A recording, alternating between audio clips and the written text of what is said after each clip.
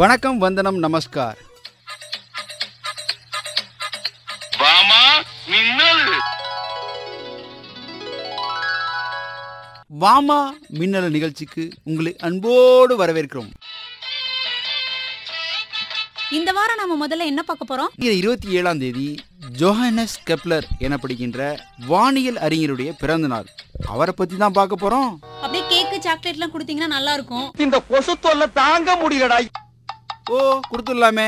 அதுக்கு முன்னாடி இதை தெரிஞ்சுக்கிடுவோம். இவர் என்ன பண்ணார்னா, கோள்களின் இயக்க விதிகளுக்காக மிகவும் அறியப்படுகிறார். அவரை பத்தி பேச நம்ம கூட இணைய இருக்காங்க. தமிழ்நாடு அஸ்ட்ரானமி மற்றும் சயின்ஸ் சொசைட்டி வழியாக விண்வெளி பற்றிய கருத்துக்களை பொதுமக்கள் மற்றும் மாணவர்களுக்கு பரப்பி வரும் புத்தனாம்பட்டி நேரு நினைவு கல்லூரி இயற்பியல் பேராசிரியர் பி. ரமேஷ் அவர்கள்.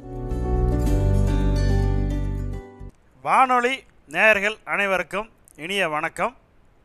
கோள்களின் சுற்றுப்பாதையை கணக்கிட்ட ஜோஹன்ஸ் கெப்லர் டிசம்பர் 27, 1571 பிறந்தார். சிறு வயது முதலே வானியல் துறையில் ஆர்வம் கொண்டிருந்தார். 6 வயதிலே வான்வெளியை உற்று நோக்கி பல விவரங்களை கூறுவார். 9 வயதில் சந்திரகிரகணம் குறித்து விளக்கியுள்ளார். கணிதம், வானியல் அதிகம் ஆர்வம் கொண்டிருந்ததால் நட்சத்திரங்கள் பற்றிய ஆராய்ச்சியில் ஈடுபட தொடங்கினார்.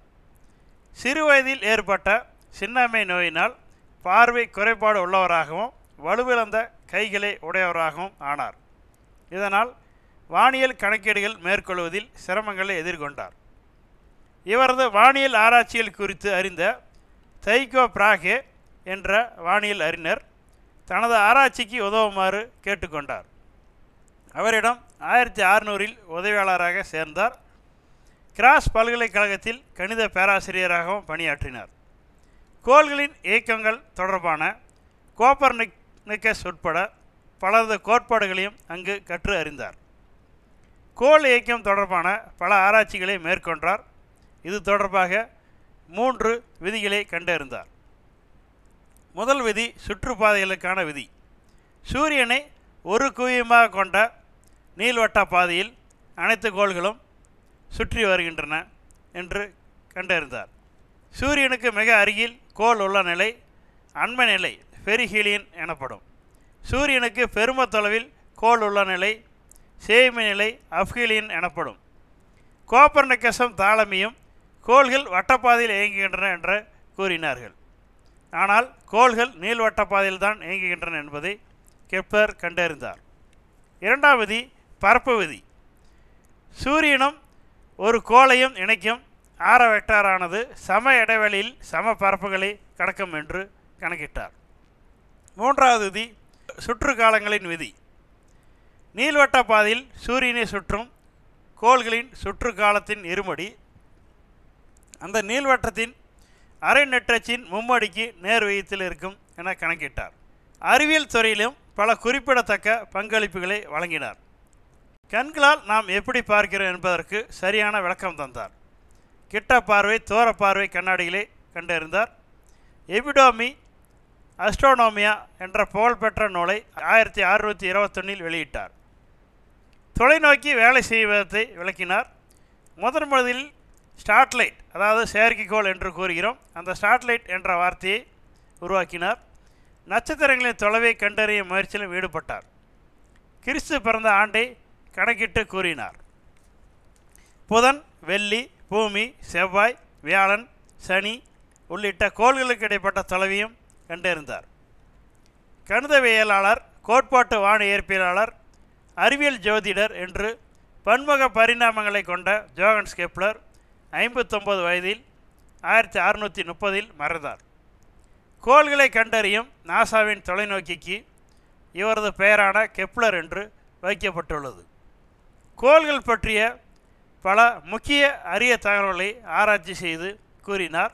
அதை வைத்துதான் இன்று வானியல் குறித்த பல்வேறு ஆராய்ச்சிகள் நடைபெற்று வருகிறது. ஆகவே கெப்லரின் இந்த வானியல் ஆராய்ச்சி வானியல் துறையில் மிகவும் முக்கியத்துவம் வாய்ந்த ஒன்றாகும். வானொலி நேயர்கள் அனைவருக்கும் எனது நன்றியை தெரிவித்துக் கொள்கிறேன். நன்றி, வணக்கம். நுண்ணுயிரியலின் தந்தை என அழைக்கப்படும் வேதியியலாளர் லூயிஸ் பாஸ்டர் பற்றி தான். ஃப்ளைட்ல போலாமா, பஸ்ல போலாமா, கார்ல போலாமா அவரை பார்க்க? பன்னிக்குட்டி மேல ஏறி போக வேண்டியதான். சரி, ஏன் அவரை பார்க்கறோம்? அவரோட பிறந்த நாள் வருகிற 27ஆம் தேதி வருது. அவர் சமுதாயத்திற்கு ஆற்றிய படைப்பு நினைவுபூர்வதற்காக நம்ம அவரை பத்தி பார்க்க போறோம். அவருடைய கான்ட்ரிபியூஷன் என்னெல்லாம்? 1822ல பிரான்ஸ்ல பிறந்தவர் லூயிஸ் பாஸ்டர். அவர் கிருமி மைய கோட்பாடு எனப்படுகிற ஜெர்ம் தியரி ஆஃப் டிசீஸ் அப்படிங்கிற கோட்பாட்டை உருவாக்கினார். சில உயிரினங்கள் நோயை ஏற்படுத்துகின்றன, அவற்றை வெப்பம், அழுத்தம் போன்றவற்றால் கொல்ல முடியும் என்று நிரூபித்தார். பாஸ்டரைசேஷன் எனப்படும் பால் பதப்படும் முறை மூலமா பாலை பாதுகாப்பா குடிக்கிறதுக்கு அவரு ஒரு முறையை ஏற்படுத்தினாரு. அது மட்டும் இல்ல, பல தடுப்பூசிகளையும் உருவாகி இருக்காரு. பால் அப்படியே குடிச்சிட்டேன், அடுத்து என்ன பார்க்க போறோம்? தடுப்பூசிக்கு இது போட போறீங்களா? நோ. அடுத்து என்ன பார்க்க போறோம்? என்ன நிறுத்திடலாமா? அடுத்து நம்ம எந்த ஊருக்கு போறோம்? என்ன பார்க்க போறோம்? அடுத்ததா நாம கழுதையில பயணம் பண்ண போறோம். போங்க தம்பி. அடுத்து அமெரிக்கா போறோமா, ஆப்பிரிக்கா போறோமா? ரஷ்யாவுக்கு போறோமா நம்ம? ஓகே, போலாமா? ரெடி. ஏன்னா ரஷ்ய நாடு கேன்சருக்கு எதிராக mRNA தடுப்பூசி கண்டுபிடிச்சதா அறிவிச்சிருக்காங்க. அத பத்தி தானே பார்க்க போறோம் ரஷ்யாவுல.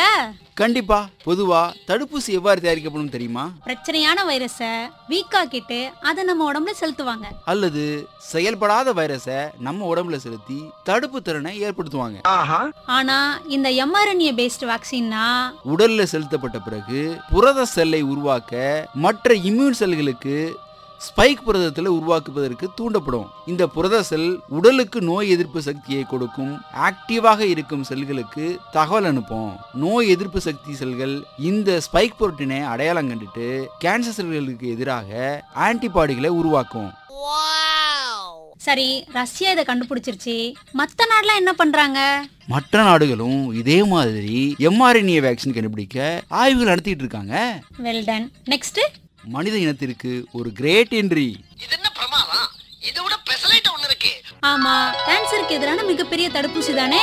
இத்தோட நான் ரஷ்யாவுக்கு கிளம்புற நேரம் வந்துருச்சு. நான் இங்கே இருக்கலாமா இல்ல துபாய் கிபாய் போலாமான்னு யோசிச்சுட்டு இருக்கேன். So sad. என்ன திருவாரூர் பாட்டில கூட்டாங்க பொன்னமர